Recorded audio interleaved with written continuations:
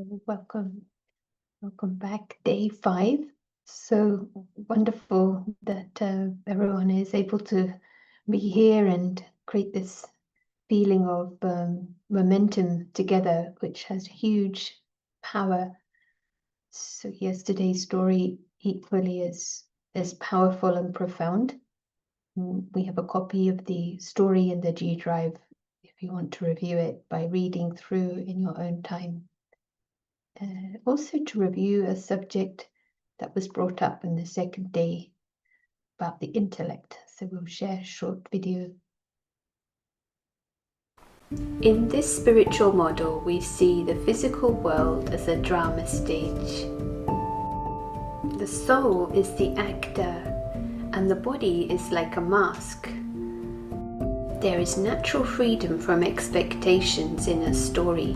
This is easy with spiritual sight, the paras intellect, broad, subtle, and divine. This is a big secret to life. We see everything is good and everyone is good. With paras glasses, this is a drama, it becomes neutral. Starting position, all are divine. In contrast, pata is stuck with just the story. Attention on the home and the starting position is like light. With pata, light is just on the drama, so gets impressed and attached. So in essence, we have the option lower consciousness of the beggar, the victim, and the slave, or the higher consciousness, the invisible traveler, who is never a beggar, never a victim, never a slave.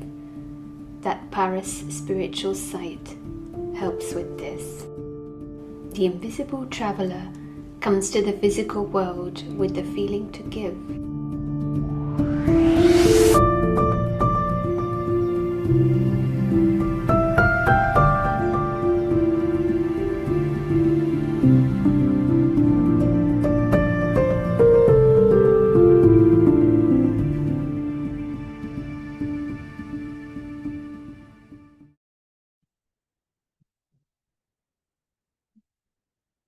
What is the important thing that they've been reflecting on? It'd be great if you want to share. And what is nice to connect things with the model we had at the beginning about identity.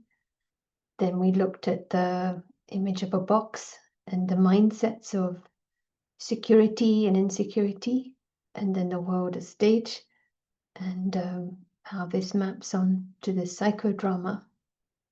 And to know that with Ram, it's not coming into the physical world doesn't mean leaving Ram, but it's the crossing of the line where we're in this physical world thinking we are the camel and fulfilling the physical demands of desires based upon the different heads.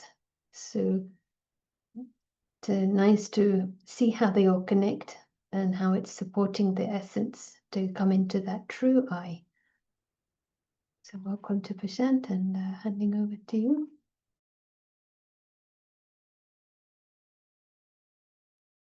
Thank you, and hello, welcome back. We come back to our simple practice, more like a reset.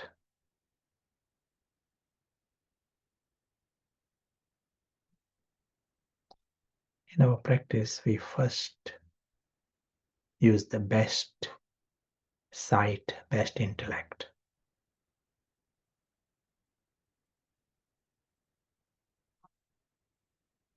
And then the game changes completely. In this light, we can see the story as story. And we see the story as separate from the real world. We can see the real world. We see it in the image of a sky.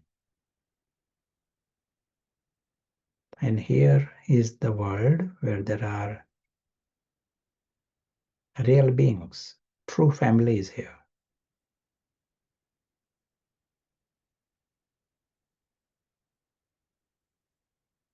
They are like living stars, living conscious, immortal stars.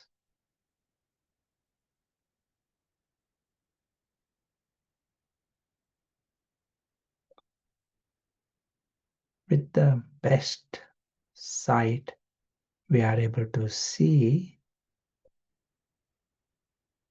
the true self. True self becomes conscious in this environment, sees himself as an invisible witness. This moment is the witness of this story and the world beyond the story. For him to be like a tiny point is natural. To be immortal is normal.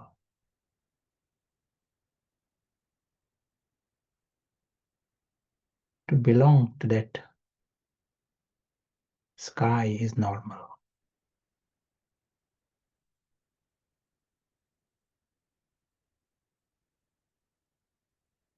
To be so separate from the story world is normal. You can see right now this gathering and Prashant is all within the story. At the same time, the invisible witness is observing the story. Invisible witness is conscious.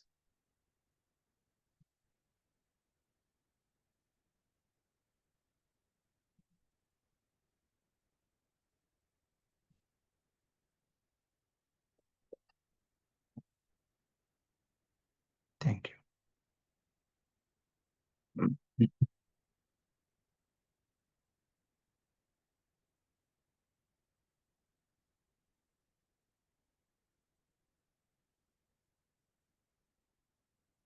So far we have seen how this, we are seeing that one side is our world, the real world, other side is the story world. As the intellect becomes Pathar, stone intellect, as there is darkness, we increasingly are mixing our lives with the story until we drown ourselves in the story. Story becomes our world. And Cinderella becomes you. It is a bit like that. And you are completely disconnected from the real world. Our big success is to reconnect. That's why the image we show, and we have to remind ourselves of this again and again.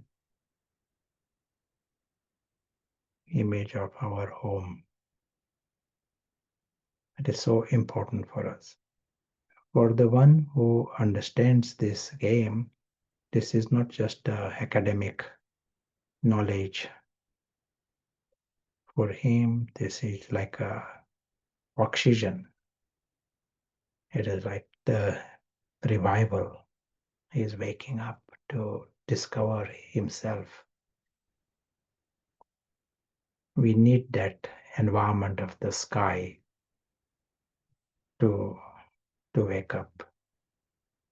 The story, thoughts of the story, they are constantly feeding the ego. Ravan is the one who wins in that environment. Ravan is absolutely embodiment of, he doesn't question. For him, this story is his world. It may disappear, it may be unpredictable, but he is stubborn in error. That is the way we describe Ravan.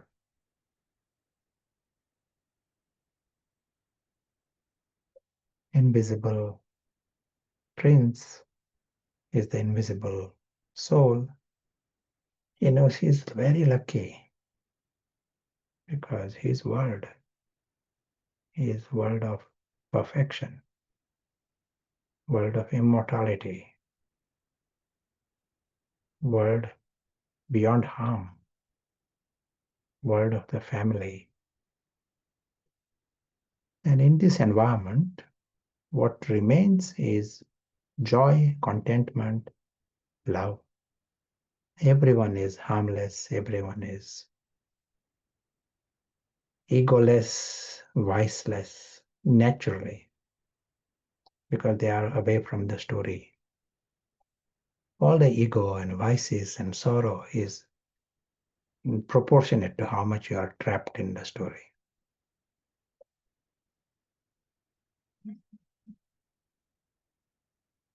The invisible prince is the invisible traveler. He knows, he just flies past this story world, sees the story as completely separate. Everything within that story is separate to him.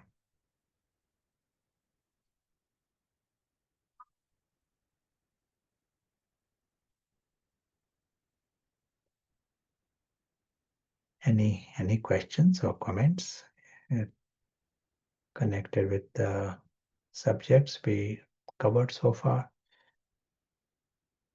Today we are going to feel free to type your comments, but we are going to take the subject of today, and we start with the word, and the word is nature.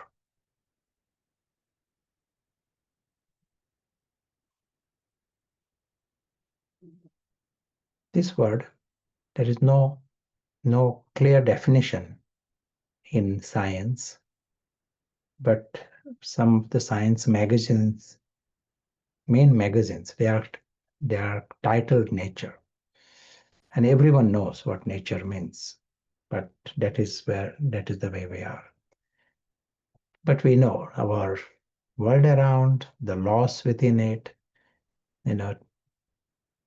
Kudrat, the way the world is. Now what we are saying, okay, nature, but we are making a big claim here, and the claim is that nature is our friend. Nature is in favor of us. Is there any reason? Do you agree with this? And if you agree, can you tell one reason why nature is our friend? Or is it just a random statement? We said we are going to say things in a rational way all along, and suddenly, is it a random statement? Nature is a friend? Feels more positive to say that. It helps us stay alive. So yes, agreed, it's a friend.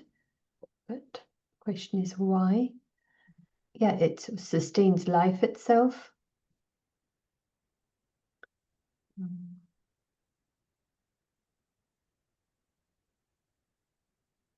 Maybe that's a pretty big one. Like even when we see nature, it calms us down, and there's a sense of purity. There's no vice. And actually, it gives food for the body. We are like masters of it. It sustains us. Its purpose is to serve, like Mother Nature. Yeah, excellent. So, nature, what happens is, even in our body, there are constant, so many things are going on.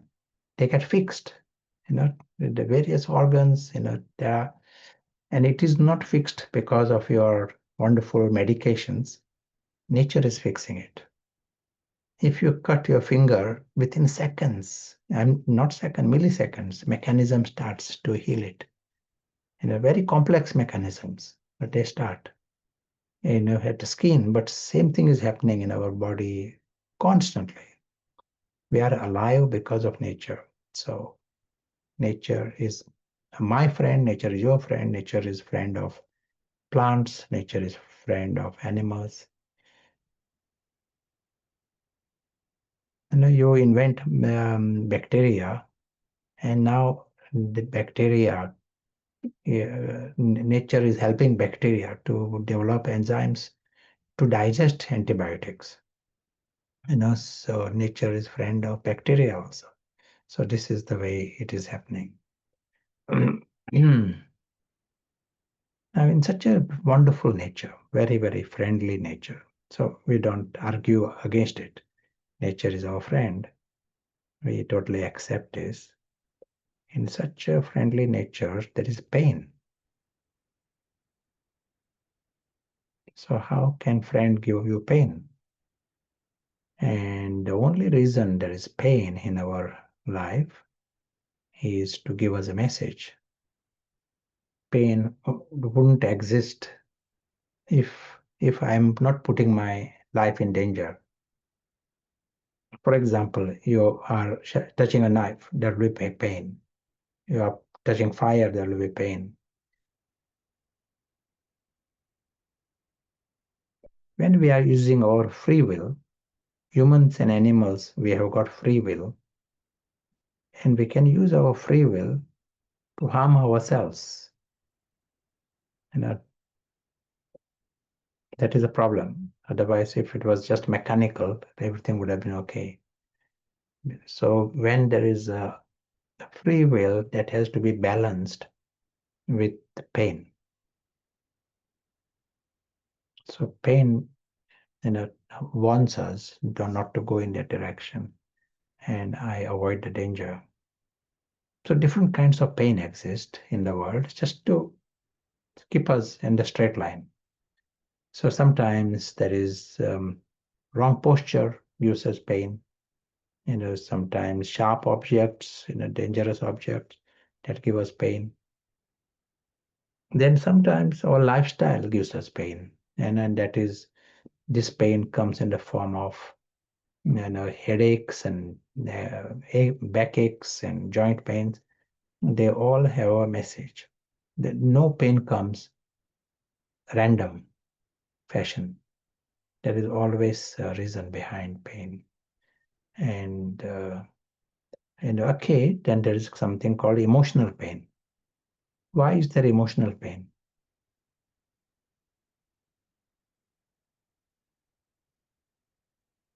All kinds of sorrows that exist, they are emotional pains. Why pain? I'm so nice, I'm so good, and why do I get pain? Emotional pain. Do you want to tell?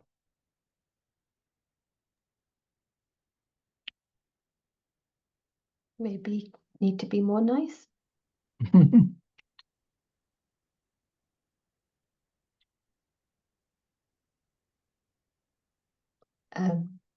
Someone said unhealed, I don't know, due to loss and regret, maybe that a lot of emotional pain is feeling loss to make us aware. So as a mechanism of we have crossed the line of ignorance. That's right. It is like to cross that line, only then you get emotional pain. It is like a wrong posture.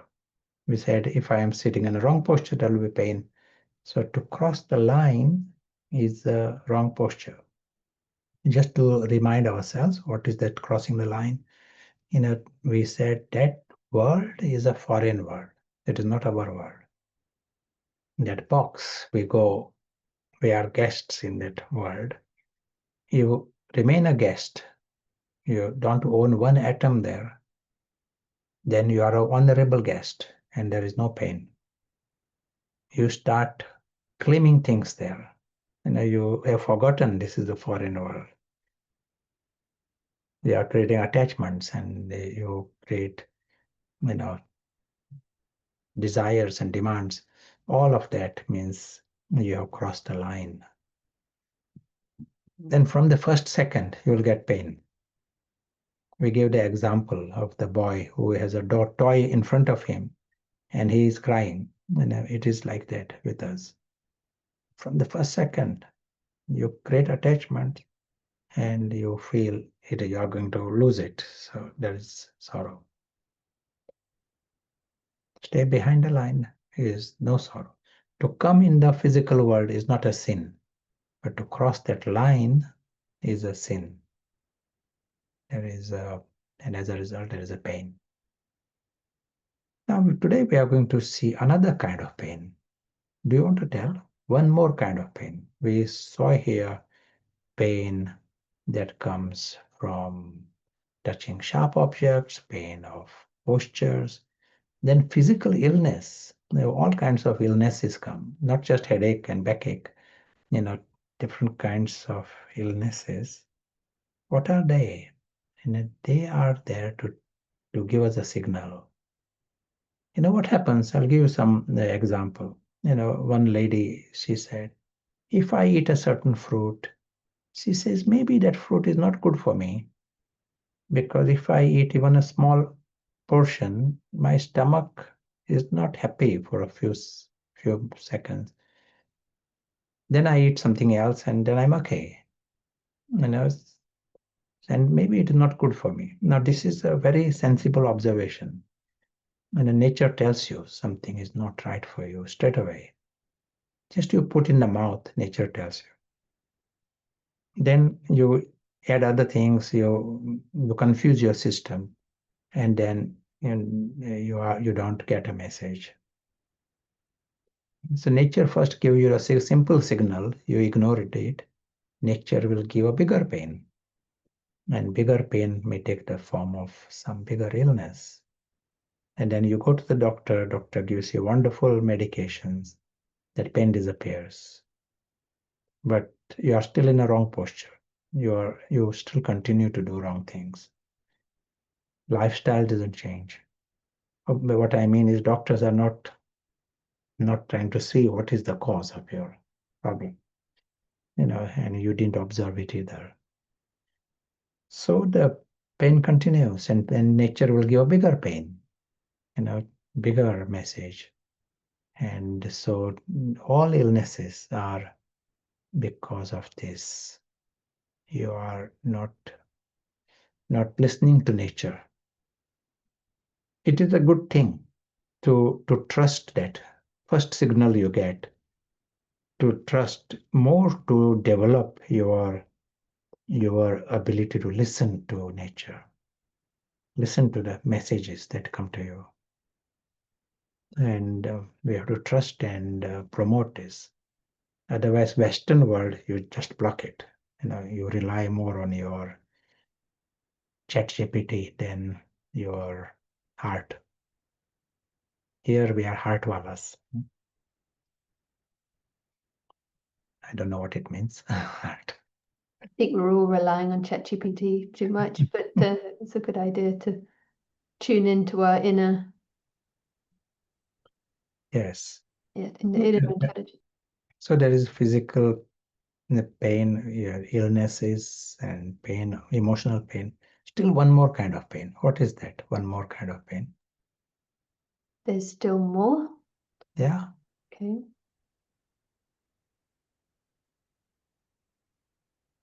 You can tell. You can make a guess.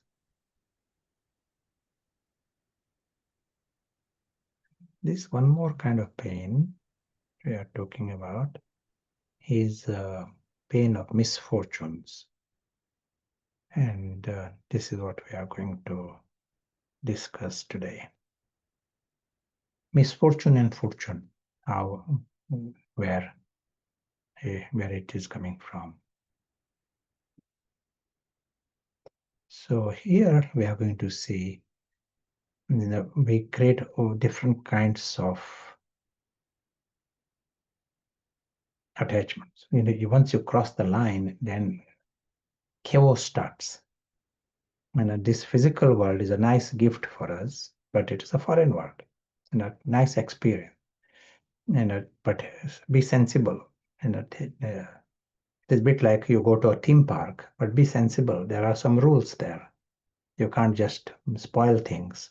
So here, this is a nice gift given to these vulnerable, invisible princes. So that is good. It is, but then you start saying, "This is mine. This is mine." Already you are creating, chaos and breaking the rules. But then you start creating an ego based on these things. You start saying, "I am that Cinderella within that foreign world." So confused that you don't even know who you are even. So this is like the big situation, and becomes the cause of another pain. Early on, we showed a sketch. We used the word selfie. If you are to take a selfie of your soul, take a photograph of your mind, you might see an image like this. If you are 100% soul conscious, when you are fully awake and on the right side of the line, and you are a guest here, invisible guest, associated with many things, but you are with your honor. So that's great. Now, as you are going through life, then you have a job and you get promotion and everyone likes your job and likes you in the job. Then let us say you create a ego that I am the professor of mathematics in this special university and I am so wonderful. No one else can do this job. I'm the best. Me, me, me. So you create an ego. Now, nature is seeing this as wrong posture. If you are a guest here, remain a guest. If you are the invisible prince, remain the invisible prince. This professor is in the story. It is not you.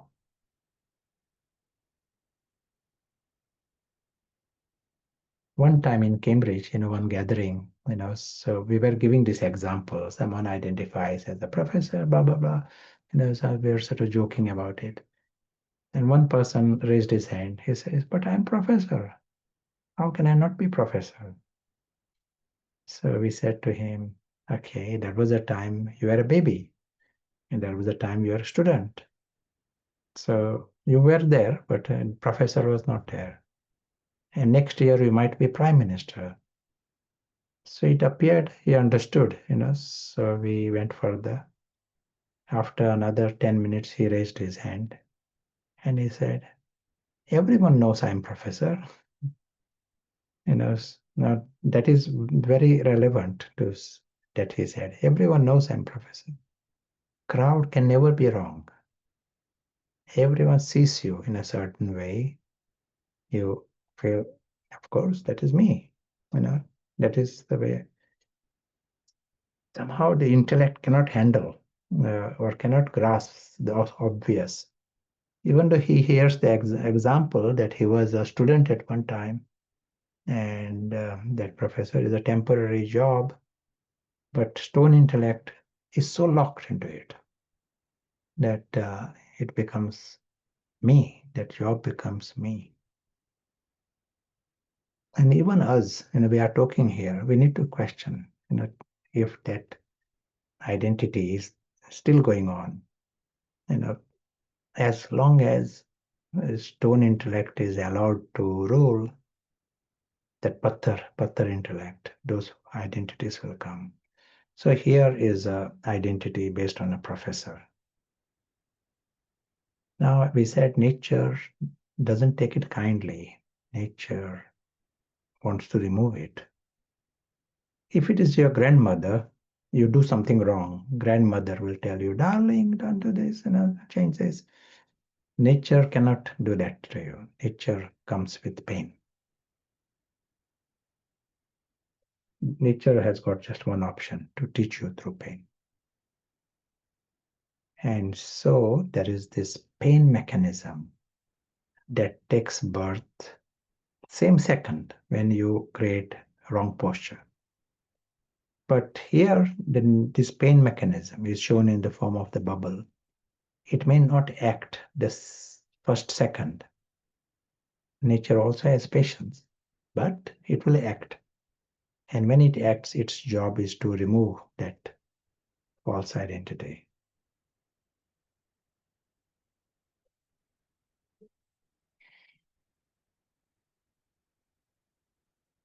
Now the question for you: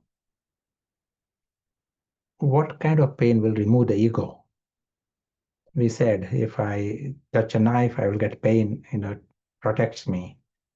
If I'm in the wrong posture, there is a pain, it protects me, it tells me change the posture.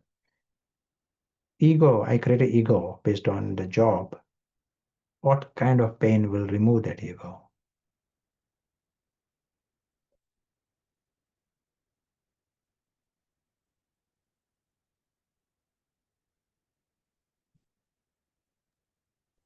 Problems with the job. Maybe the losing of the job. Spiritual pain. The job has to go. Or defamation in the workplace. Maybe department closes. Yeah, very good. So nature is very, very effective in this way. Like if I put my right hand in the fire, I will not get pain in the left hand, I'll get pain in the right hand. Nature has to give me the right message. Nature is a friend, it will not confuse me. If I sit in a wrong posture, my back is wrong, that's where I will get pain. So here you create a ego based on the job, then it is not a pain in the leg that will remove the ego. It has to come in the situation, environment. So this message tells us that the ego within you, the ego that you have created within you, actually invites a situation. You are inviting a situation towards you, and that situation is aimed to remove that ego, create problem to that ego. You are inviting the situation. So this ego, consciously you don't want to lose the job, but subconsciously you are inviting the situation where you lose the job, or there are problems in the job, or something happens. But everything is geared to remove that particular ego that is within you, that you have created. If you have created an ego based on relationship, I am the wife of some famous person, then we use the word Vinash forces for Vinash force is this pain mechanism.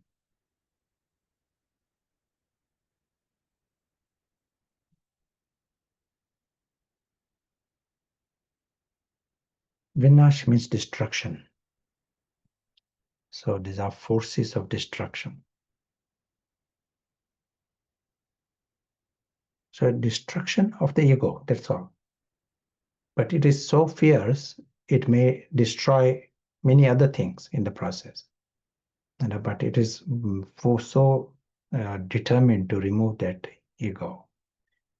Then that is the absolute aim.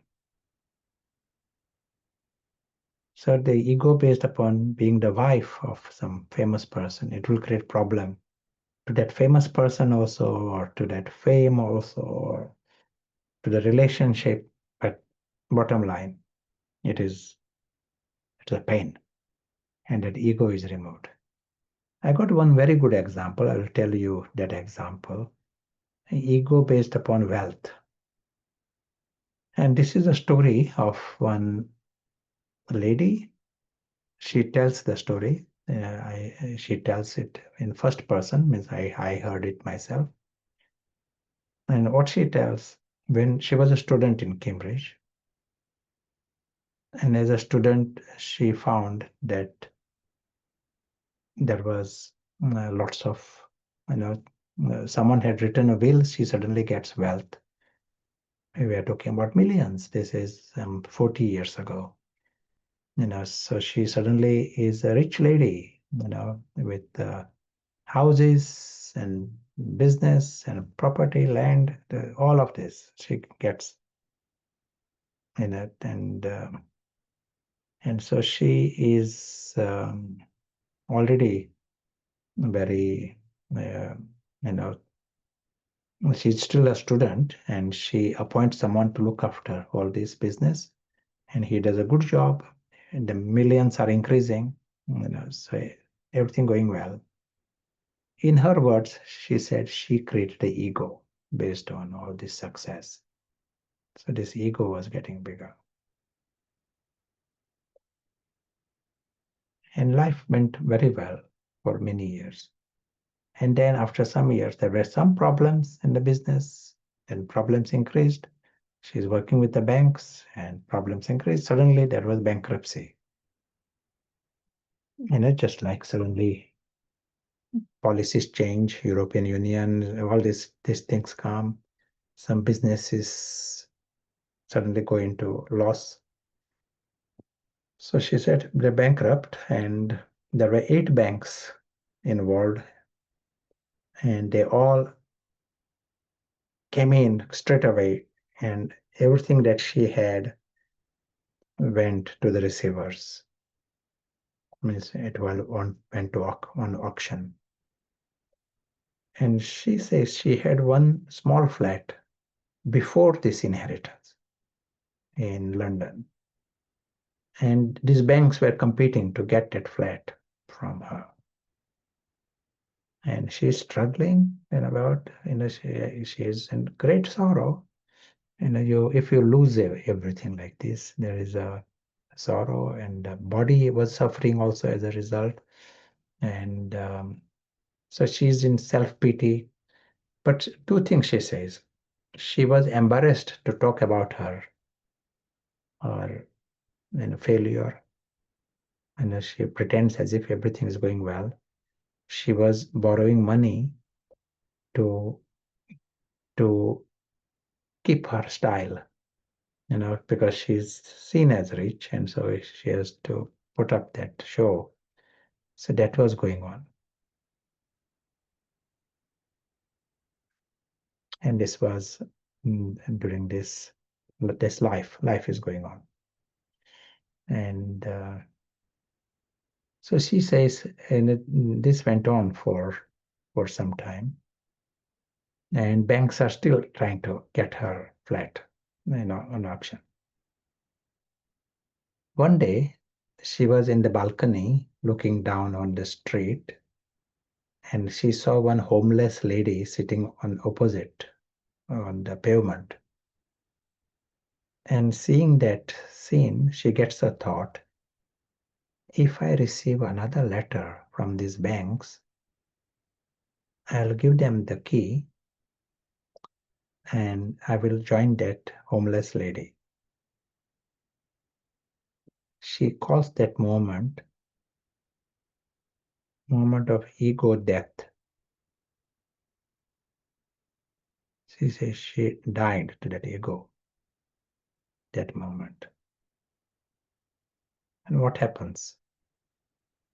She goes to bed, and next day she wakes up, and 2 days later she receives a letter from one bank telling her that they want to help her. Within 2 weeks, she has received letters from all the 8 banks telling her that they want to help her. What happened? What was going on? As she created ego, there was this bubble that was coming up. and it was getting bigger. As the ego was getting bigger, bubble was getting bigger. And then it started to act at one point. Now here, the moment she died to that ego death, there was no need of this bubble. There was no need of Vinash forces. There was no need of pain. If you have changed the posture, there is no need of pain. As long as the posture was wrong, the pain has to be there. If you are stubborn with the wrong posture, pain will step up. But here she dropped the wrong posture, and there was no need of the pain. And things changed. This story is a very good demonstration of how we invite our situations and how we can nullify it. This is the most important part of this. These are the misfortunes, or what is shown here in the form of bubble. They're the misfortunes, all kinds, in relationships, in wealth and appearance and body. These are all different. They are coming to give you a message. And you can be clever to drop these. You are not asking favors on anybody. You are using this deeper principle. You are not saying, oh, be kind to me, be nice to me. No, you use magic.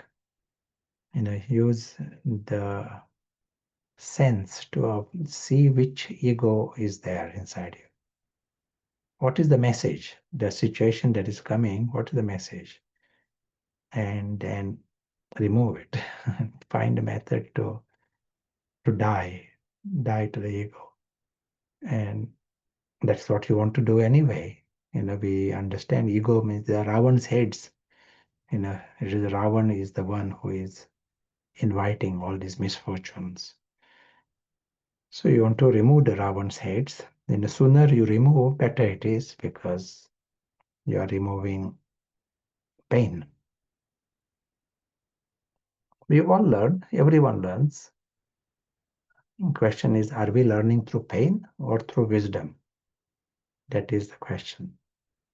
Sooner we learn through wisdom, then there is no reason for pain. Life. This is what the spiritual effort is. Just like doctors. Doctors, what do? They bring in wisdom so that people learn sooner.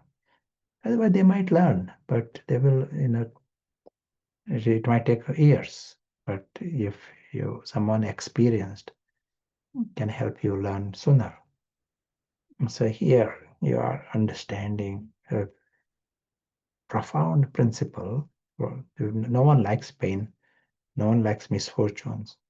These misfortunes can come in all kinds of forms. I'll give you one example. One girl, she said, she had problem with her father, means she did not like the father, to be around. So at some point she left the home, went to another town, a different university, and took a part-time job. And life was very happy. She was away from this home and all this. So she was happy and she, in her words, that boss in this new job started behaving exactly like the father. And in her words, he even started to look like the father. So what is happening there? The Vinash forces are with you. They are with the soul. You take the Vinash forces with you. Someone becomes instrument, to release those Vinash forces. You go to another country, you take the Vinash forces with you, and they will come through something. If not through human beings, it may be through cat.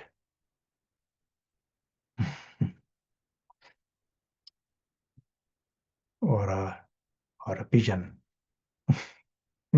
Vinash forces. They say that's good luck if you get pigeon choosing you to. Settlement. Any settlement is a good luck. Yeah. So you want to say anything? Anyone has got any Vinash forces? Anyone has got any ego? Yes. This is an interesting one. Someone is saying, I always feel I need more time for myself, but I always seem to end up in hectic situations. What ego or what should I remove? We have to remove all the ego, and start what we said, general principle. We have to nourish the soul awareness.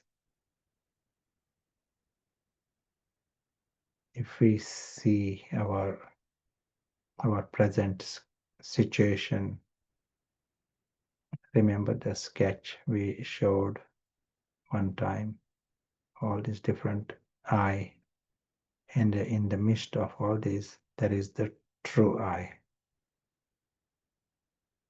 And we just need to create seconds, minutes.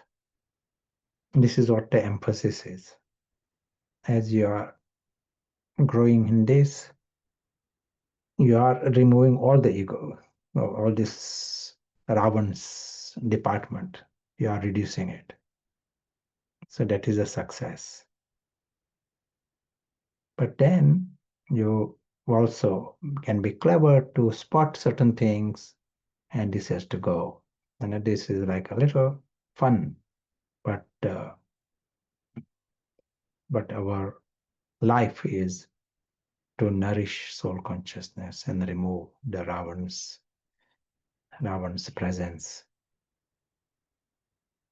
There has to be replacement. Just removing ego, that is not enough effort. That there has to be replacement. The soul awareness has to grow. It has to become stronger.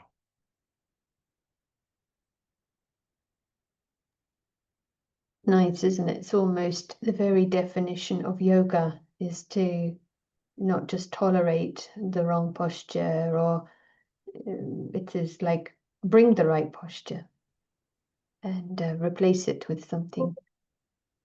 It's an interesting question here. Can these Vinash forces also be internal, not only provoked by external factors, but by our internal thoughts and emotions? When we use the word Vinash forces here, we are talking about external. And the thoughts, and that is different, but here ego is created based upon the environment. and so the situation comes from the environment. We said emotional pain is a different department, and that is, we also said it's the wrong posture that brings emotional pain. But the Vinash forces are very specifically connected with ego, and ego, we are defining that ego. It is based on the story, identification based on the story. And the example given about always being in hectic situations, what is the small I here that I can drop? We all will observe more. We said here, work on soul awareness generally. As we create a contrast within ourselves, we will observe. We all will have our own area individually, and we are the right person to observe. Others may not be necessarily be accurate in judging it, contrast, create a contrast in the environment of the contrast we can observe.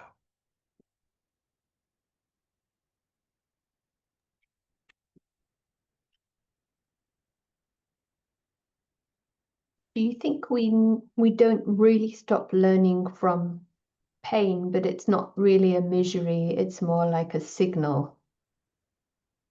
That you mentioned, if somebody's wise, the pain doesn't have to step up. In the case of the lady with the financial situation, she understood, she changed, and then things resolved. Obviously, that was quite dramatic, but in our lives, like, we start to learn the signals. It means we get signals, but they don't have to create like a sorrow or suffering, but we shift when we get the signal, even if it's a small signal. I wonder if we will always learn somehow through some signals. We all are different. Some learn from the smell, some learn from something stick.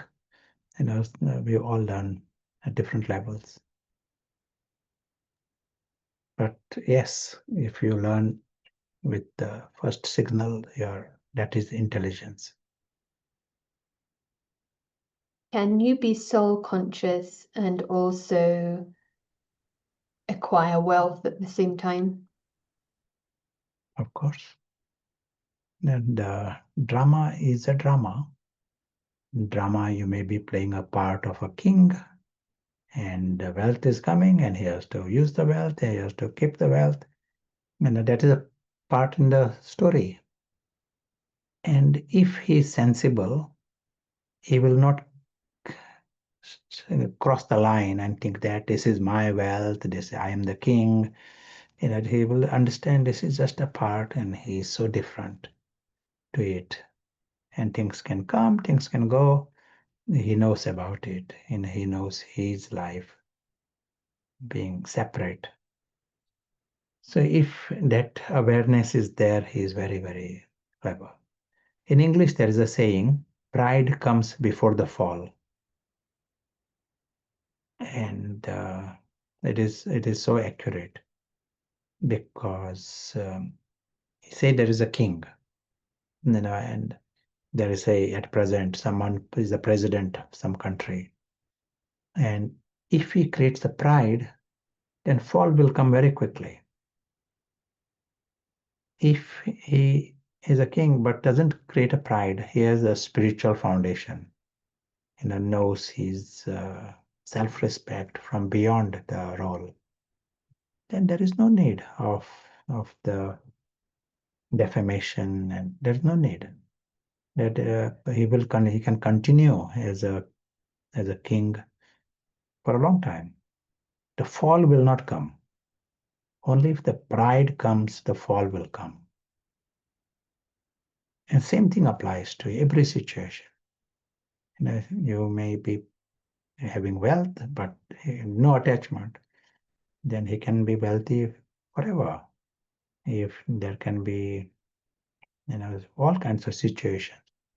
You don't cross the line, then you are very, very sensible and lucky also. You remain lucky. Some can't handle slightest little achievement, and they are already into big ego around it. So that is the inviting fall. Someone is a captain of the village in some club, some sport club captain, and she cannot stop talking about it, and that she is the captain.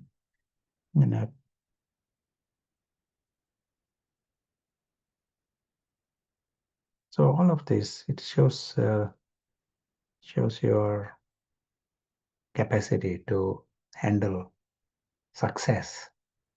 And the more you are having self-respect, you have ability to handle success, and you don't go into the pride.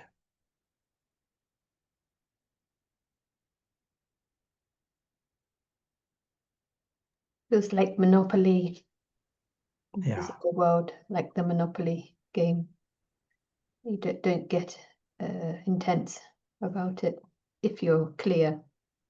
Of course, we all know what happens with Monopoly. Careful.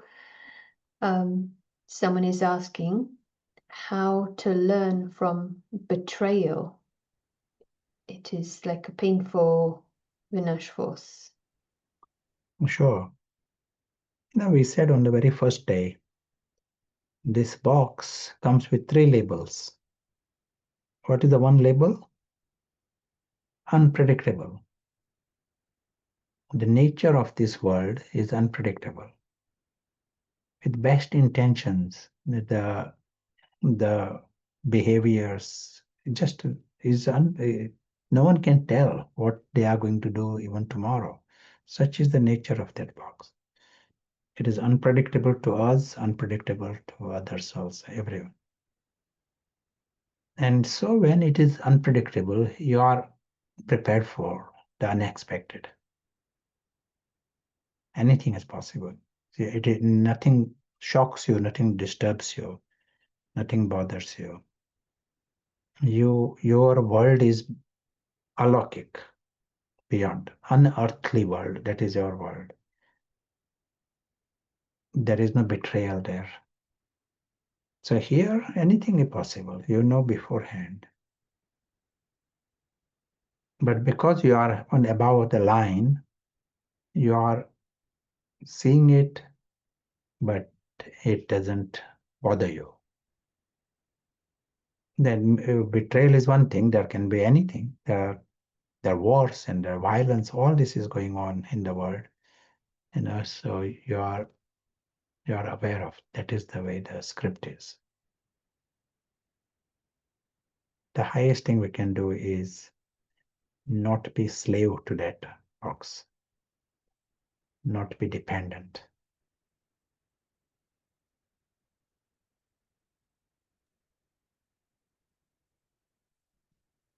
Yeah, it goes for so many things actually. It's like also I feel like it finishes the beggar mindset that looks for reasons and to feel a certain way. Yeah, maybe this is connected to a comment. Sometimes it's not going into pride, but internally you try to prove to yourself that you deserve it, or you go into justification or question why this. Just a comment. Yeah, that is also the form of pride. Because I deserve in a foreign world. What do you deserve in a foreign world? Where did you bring it from? Your home? Anything? That language is a language of the ego. Feeling can come, in all of us, the feeling can come, but it is based upon yesterday. Yesterday I did this, yesterday I received this, so I feel as if I deserve. There are many people on this planet who don't get even something to eat even. And why do I claim that I deserve something? On what grounds do I feel that? Anyway, but that is like it is a foreign world, that is enough. In a foreign world, you don't claim anything, no rights in a foreign world. Then it is no ego.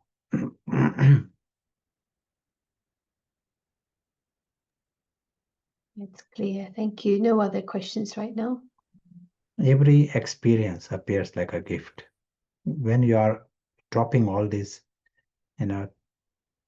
demands and expectations and entitlements, then every experience appears like a gift. People like to go to foreign countries and they don't say I deserve this. No, they just take photograph, they come home. Now let us come to another aspect of this. Just as these false identities, they invite Vinash forces. All these false identities have their own Vinash forces. In the same way, when you come to your true identity,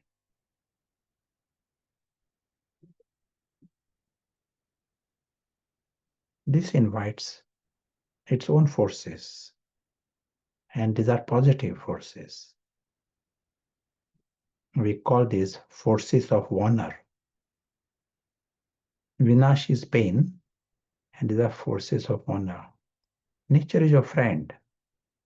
If you are taking a right posture, nature will 100% want to honor you.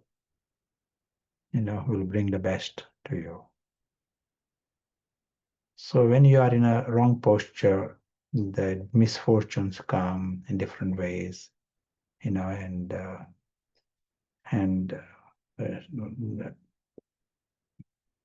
in relationships, problems in relationships. If ego based on wealth, problems will come through wealth.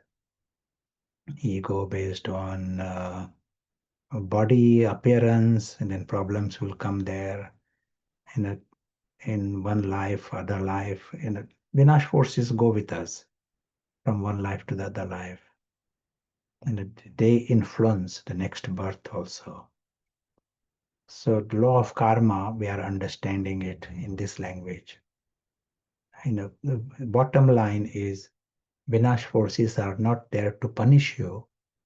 Vinash forces are there to give you a signal. We said nature is your friend. Nature wants to correct you before you go too far in a wrong direction. It is to help you protect yourself. That is why the whole machinery of pain. We said grandmother can warn you, with words. Nature can only give you a signal through pain. Soft pain, hard pain, acute pain, but pain. That is the nature's way of giving a signal. Now, the moment you come in the right posture, nature wants to honor you. Nature is very happy, and say here you are free from the ego based upon wealth, then you receive wealth, you receive health, you receive honor, healthy relationships. Nature wants to give you the best at every possible level. Perfection, harmony, best relations.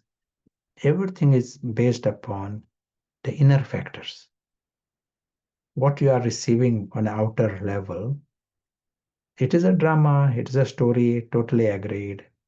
But there are rules why things come in the story in that way. And it is based upon what is inside you. And gives you a huge incentive to be in the right posture. There is not great wisdom in being in a wrong posture and get pain and then change. It is not that just pain, and pain will continue until you change. So most people wait for pain to help them change. Here the emphasis is use wisdom and bring about change before pain.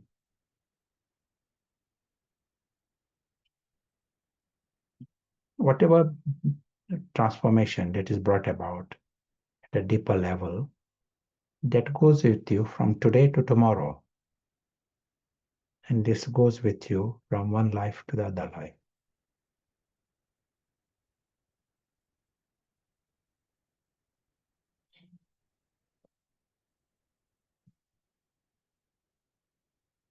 And what we are also emphasizing, it is not a superficial change, that is not enough. Even we are understanding it, that is not enough. To be a nice person is not enough. Like say, someone might say, I'm a nice person, so or so and so is a nice person. Why she has got this illness? why things are coming to her, some misfortunes are coming to her. She has been such a nice person. A nice person, but if you are in a wrong posture, you will get pain. So it is nice to be good. But just to be good is not enough. You have to be right. You have to be in alignment with the nature. So if you are a guest here, then be a guest. If you are meant to be non-violent, be non-violent. Well, someone is a nice person, but in lifestyle is promoting violence in some way. Like, for example, our diet sometimes can promote violence. Then there are penalties. Nature doesn't want you to be violent to others. But here, in the deeper level, this whole department of ego, that is a wrong posture. And nature wants you and wants us to be in the right. To be nice is good, to be good is good, but also be right. Excellent. Some thoughts from you, and maybe we'll hear from Sarah. Yeah, thank you. It's very, very clear. So beautiful, this forces of honor. And yeah, we say you take yourself with you. Of course, it seems a ridiculous thing to say. Of course, you take yourself with you. But what we really mean is like this blueprint, isn't it? The Vinash forces go with you, but also the forces of honor. And when I moved to another continent, changed the outer life completely, including the job, friendship circle, the profession itself. And it was a bit extraordinary to see after a couple of months the same patterns coming back in relationships which were not desirable, not healthy, through different people, different circumstances. So it really points the finger back at the self. It can be confrontational, but I think it empowers you because it's not about the outside at all. I really saw that because everything had changed. You really have to take back the responsibility. But here, with wisdom, you have the tools because when you were talking about grandma can say, darling, darling, but nature is it's a bit, yeah, disorientating, this kind of forces. But with knowledge, we can read it and learn to read the small signal. It's a big blessing. Yeah. No other comments, questions right now. There is one here. When you're too attached to your family, is that part of drama or ego? Attached, that attached word sometimes is used for love. Love is one thing, but becoming dependent, that is another area. And we don't want the soul, invisible traveler, ultimately cannot be dependent on Cinderella or Cinderella's relations or anything in that story. So increasingly we have to disengage from that attitude. At present the culture is of dependency. They live in that story. So here you are understanding this is a story, Cinderella, and this invisible traveler his world is separate. Create these minutes and minutes of that experience, and then you will find you are not dependent on anything that happens in the story. Story changes, story finishes, change, and it is good for you, good for others also. As was said, the moment you go in that direction, problems start coming. The moment you get into attachments, problems come. There is one reference in Hafiz. Hafiz is poet in Iran, and many centuries ago.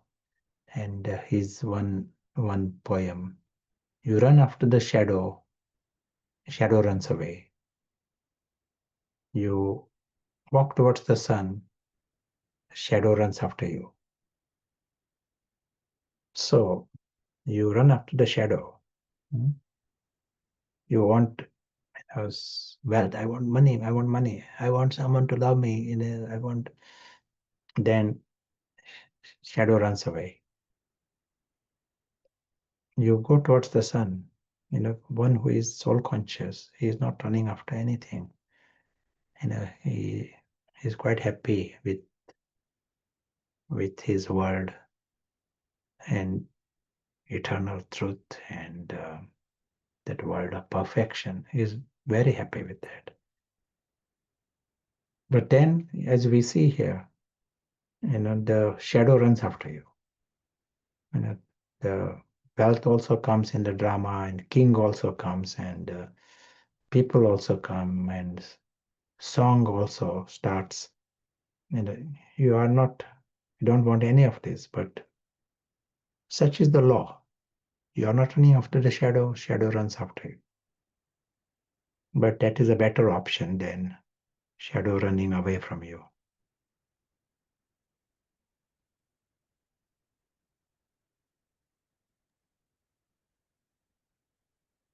I think it's very precious, and thank you. Yeah, very clear.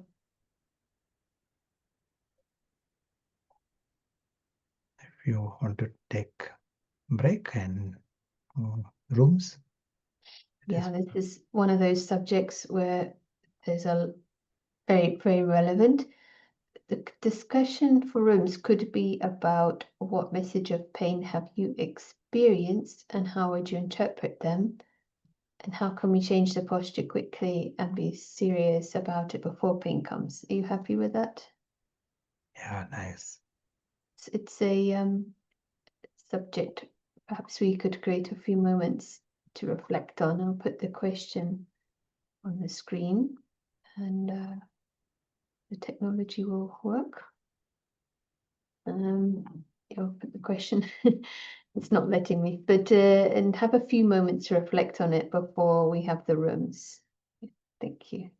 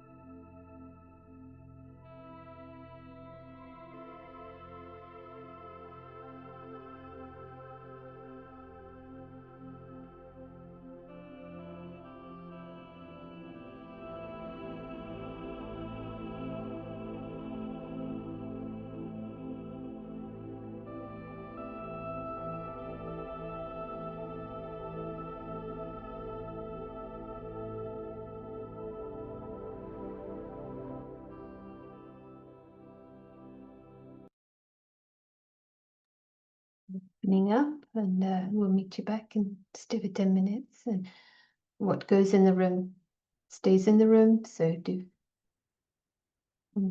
honor the privacy of everyone on this subject. See you back. Thank you.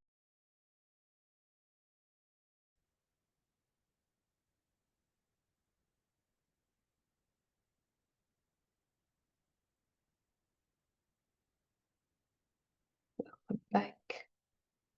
I think everyone is landed back.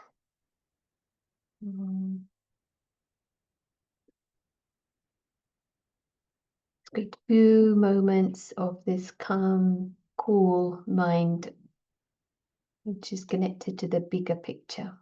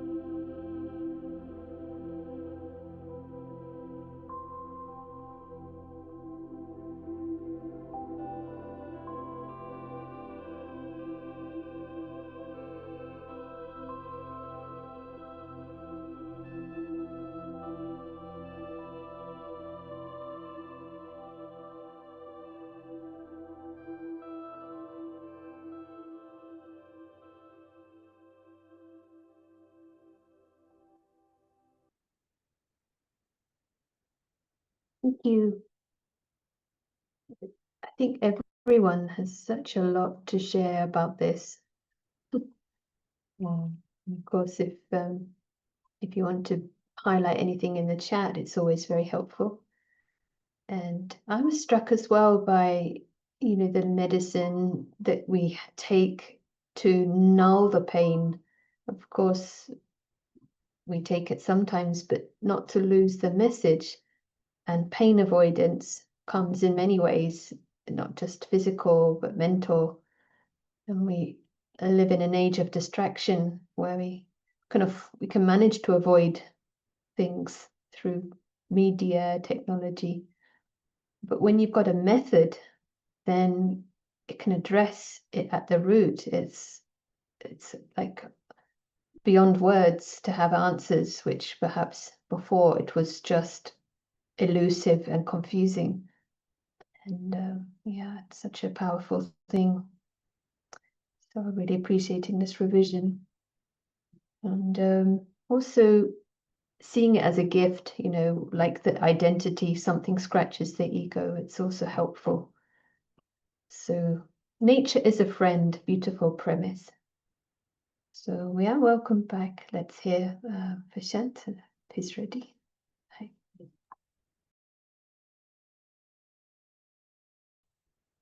Hi. Yes, nature is our friend, and nature wants us to be in the right posture. So let us come back to the right posture.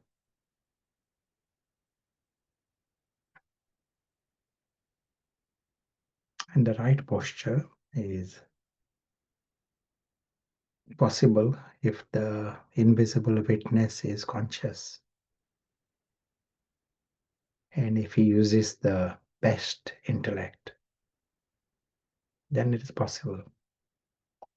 With the distorted intellect, you can't come to a correct posture.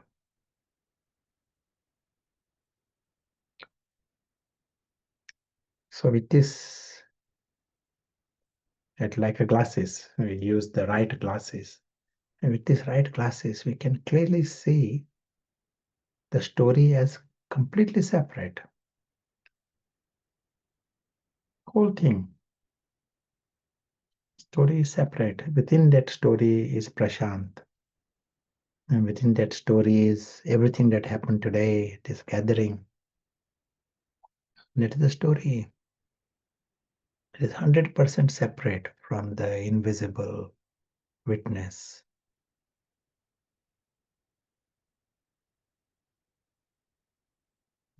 And he finds it strange to mix his life with the story. To take anything in the story personally is his ego. Many things happen in that story. That is the story. To based on the story, to think anything belongs to you or entitlement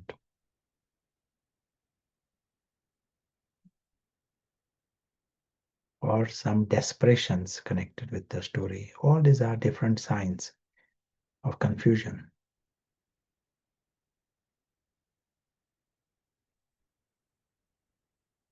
Just as we are watching any other story, Mickey Mouse story. In the same way, the invisible witness is watching this story. This is all. If you achieve this, you are in a right posture. You are good. That certificate is already there. You are good. But we need a certificate of being right.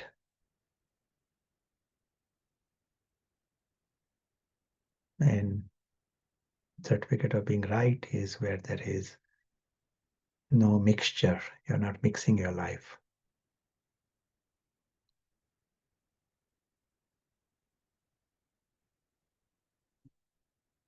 With the story world. Not even the slightest, no subtle feelings. And how do you watch Mickey Mouse? And then there may be nuclear war in the Mickey Mouse world. You watch it and you put a full stop and you go. There is no sentimentality. It is as free as that with this story world. At the same time, these invisible players are very loving. Whom are they loving? They are loving the invisible souls. They are the brothers. They are the ones who are conscious. And they need to be made conscious.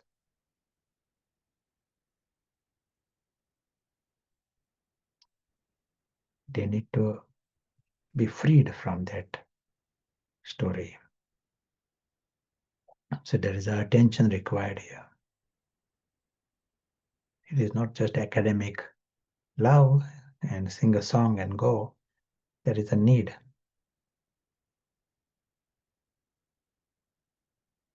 They are deceived in this story world. And your light, your attention, your acknowledging their existence.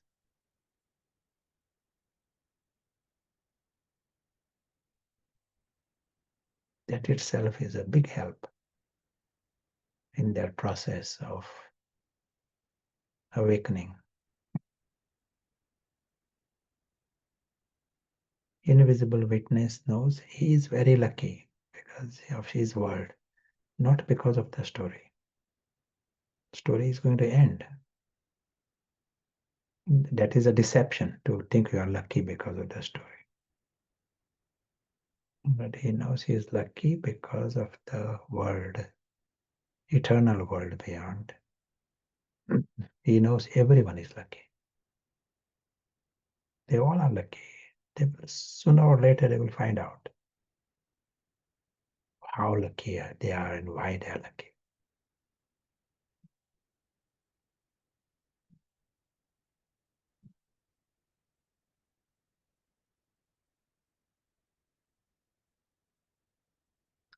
Thank you.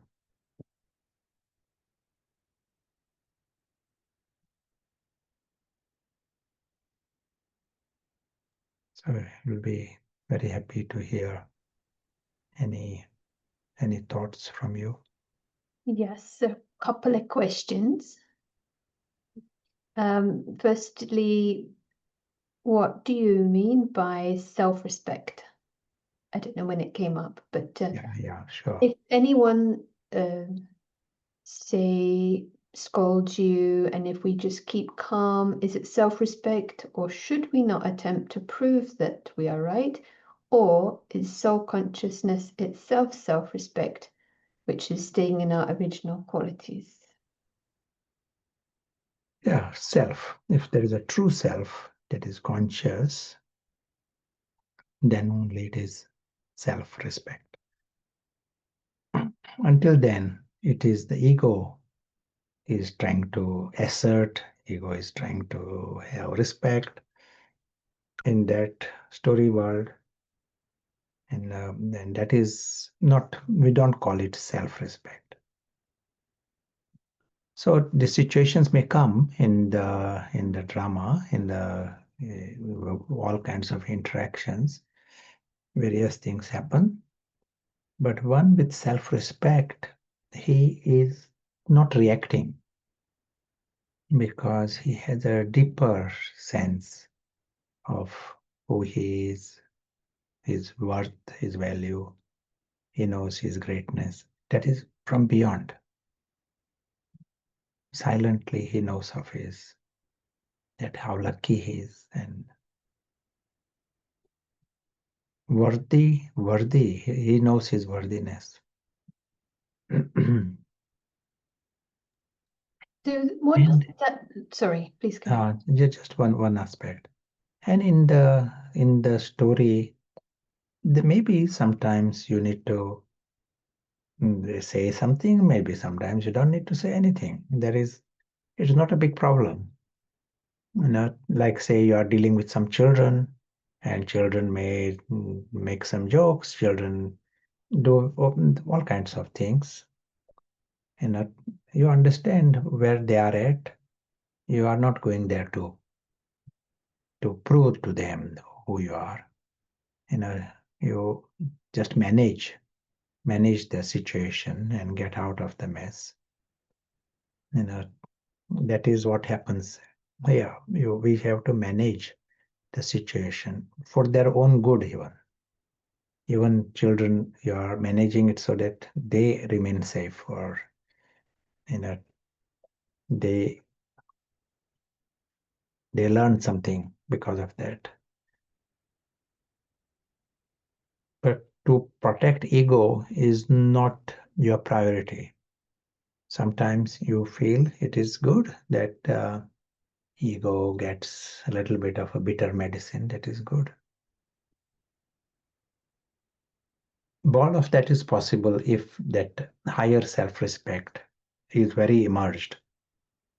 If that higher self-respect is not emerged, then ego will absolutely will react, because it is like a attack on his survival. He may even declare a war even. But it becomes imbalanced and out of control. You yourself know it is out of control. Yeah, sorry, you were going to say something. No, actually, you answered it. It's like, what does that look like? Because the misunderstanding is it's passive, but we want Ravan to be passive. And yes, there may be some action, but it's not a compulsion, justification. Sometimes something is said, but it's not to protect the ego. Yeah, it's very clear, I think. It's very nice. Another question. And nature is our friend. So why so much suffering throughout history? Is pain from fellow human beings something that comes from, is it in our nature itself? As what we are saying today, anytime there is even the slightest pain, it is because of the wrong posture. If a person actually experiences pain, and then it is a sign he is in a wrong posture. If there is no suffering, no sorrow taken in it, then he is not in a wrong posture. And the pain will come from all kinds of situations. As was said, it is Vinash forces is in me. It can come, Vinash forces may come from matter, like the flood and all these fires that come. If it is not coming from there, it will come through animals, bacteria, virus, sometimes through human beings, or lots of times through human beings. There is some settlement. If I run away from human beings, it will come through something else. The Vinash forces are with me. If I stay with human beings, they will come through human beings. There may be a reason why it comes, but even if I run away from human beings, Vinash forces will come. Like say, sometimes there is an accident, and different people get different situations. And it is all 100% dictated by each one's Vinash forces. Someone gets a little injury, someone gets big injury, someone dies, someone is left with loses a skill of some kind. Someone survives unhurt. Everything happens.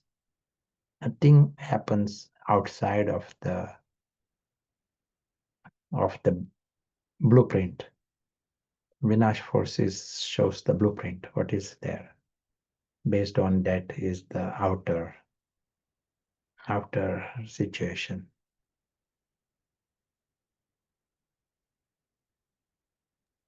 There are some rare situations. Recently, there was a case of, flight, crashed. Everyone died under fire. It burst into flame also. But one person was walked out of it.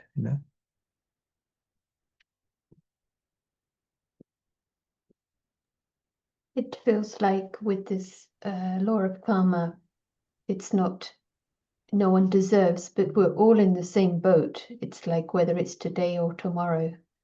It could be very untimely, but we're all working with the right posture. So, and this maybe it's a question about collective Vinash forces, isn't it?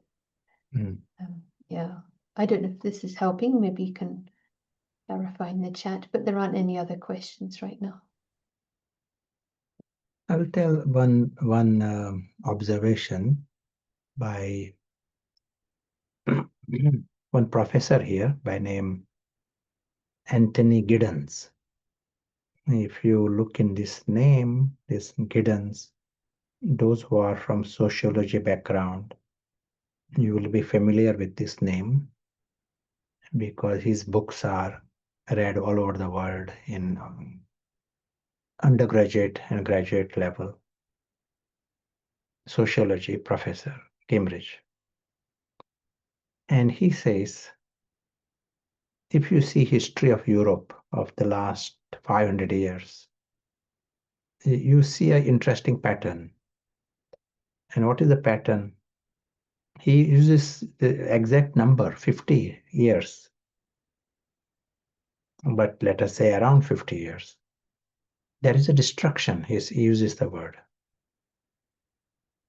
There is some kind of a situation comes, either a war, sometimes there some epidemic comes, sometimes some misfortune of some kind, fire, but every 50 years, he says, the story of Europe is there is a destruction, and then there is a peace for 50 years. And he also mentions once the peace starts, people forget the message of destruction. He mentions this. Within years, they forget the message. They do the same mistake all over again. Now, how do you understand this? How do you explain it from what we discussed so far? One very interesting thing we can say, let us say this is the timeline, and there is peace. And what happens in peace? Party starts immediately. Everyone is busy feeding your ego. Ego is active, trying to get a bigger hat and bigger this, and this is mine, and this is, I want to eat this. Party, in a full blast party starts, and then 50 years complete. What happens after 50 years complete? there is Vinash forces come with all these bloated um, identities and their Vinash forces. And the whole population suffers. It is not that few people die, but everyone suffers. Everyone settles their account. And then there is peace. And peace party starts again immediately. He says they forget the message of pain straight away. And then another pattern, another Vinash force starts. Sometimes people have said it is like catharsis, some civil war or something like this. And they said, neighbor, neighbor, they were all friends before. They lived absolutely in harmony. And suddenly there is catharsis. They want to kill one another. This kind of, something is released. They can't even explain afterwards. How does that happen? But that did happen and does happen. So 50 years, there is a release of these Vinash forces. And then there is peace. In Europe, there is some kind of a pattern. Things are more disciplined in Europe, but it is the same story all over the world because it is the story of souls, just that it may not be every 50 years as you see in Europe, and that things happen. Now, in Europe also, for the last maybe 70 years, 80 years, you see that there is not a real Vinash force. There may be some COVID-19 that was, but it is not a real settlement for lots of people. So what does that mean? So if you see last 80 years, this you know this segment of history, two things have happened in this last 80 years. What would you say? What has happened in last 80 years? Two things. 80 years. What is unique about last 80 years history?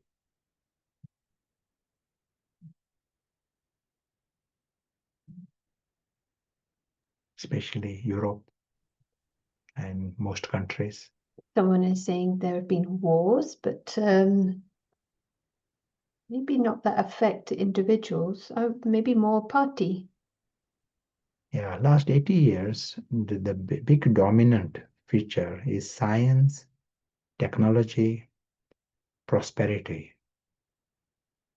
Party is the full blast. People can indulge on a scale that is not seen in history. Like just to give you a comparison, 200 years ago, if you want to listen to music, you wait for a performance. Then you go and you watch and listen. Now someone can stay with the music 24 hours if he wants.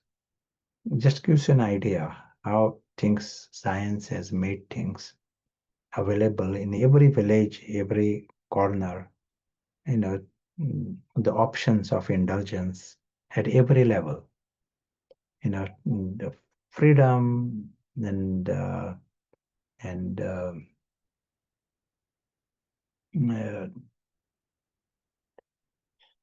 prosperity all offers different options. Even in cultures that were very conservative, you see different language now. The style is different. Culture has changed. Now, as a result, what happens? The ego and the Ravan's heads it is a party for Ravan's heads. All the science and technology is hijacked by Ravan. And Vinash forces have stockpiled on a scale never seen in history, just in a very short time. We're talking about billions of these human beings busy in a stockpiling Vinash forces. And the wars, they are in some areas, wars, but large majority is still in the party, even as the war is going on.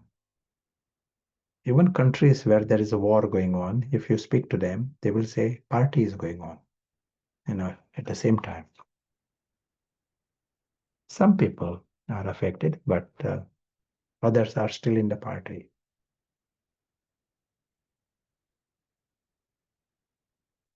So this is like an 80 years, it's not 50 years, 80 years, which means the stockpile of Vinash forces is getting bigger.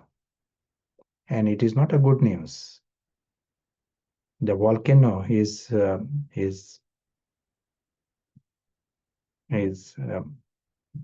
and it is like getting pressure. Pressure is mounting inside.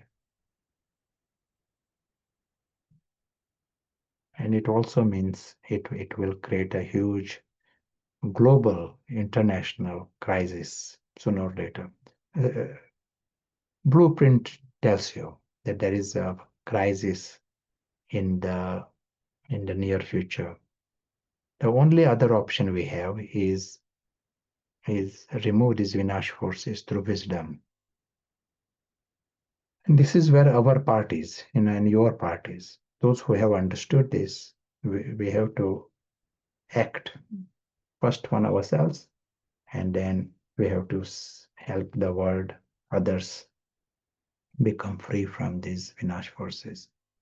Otherwise, the only option is pain. Just this message, what we are saying in the last 5-10 minutes.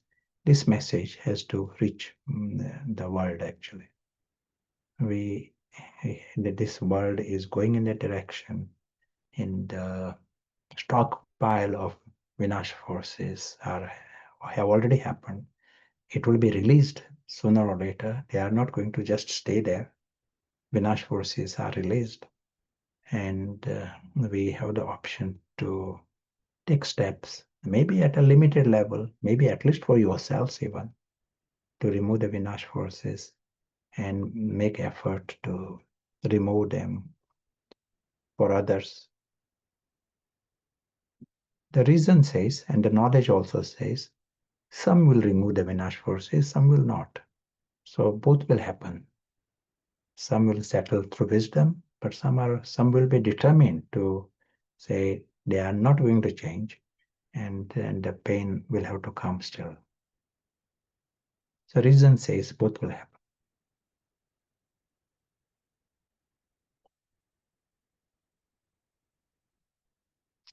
So on that note, There's a nice quote by a former ruler of Dubai, and he was asked about the future of his country. And he said, "My grandfather rode a camel, my father rode a camel, I drive a Mercedes, my son drives a Land Rover, his son will drive a Land Rover, but his son will ride a camel." And then someone asked, why is that? And his reply was, "Hard times create strong men create easy times create weak men create difficult times. Many will not understand it, but you have to raise strong men, not weak men." So it just came to my mind. I don't know if it's fitting in exactly, but it's seen with all the great civilizations as well on a bigger scale, isn't it? It's very, very clear.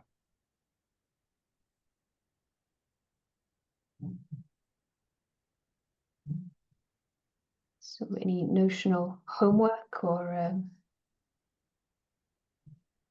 aspects for reflection before we meet again tomorrow? Yes. You want to suggest?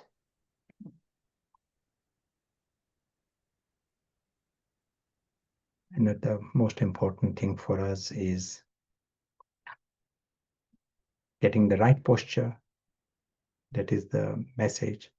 We are seeing here the message of pain, but our job is message of wisdom and putting it into practice.